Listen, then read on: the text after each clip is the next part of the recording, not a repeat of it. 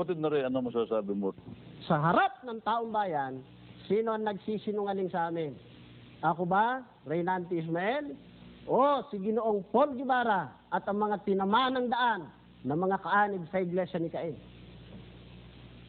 Naamin ko na kung meron man akong nagawang kasalanan o kung heinous man ang sinasabing kasalanan na yan, ito ang kasalanan ko sa aking kapwa-tao at sa harap ng Diyos. Mula nung ako'y maging ministro sa Iglesia ni Manalo at nagamit nila sa pag-akit sa mga tao sa maling kaparaanan ng paglilingkod sa Diyos.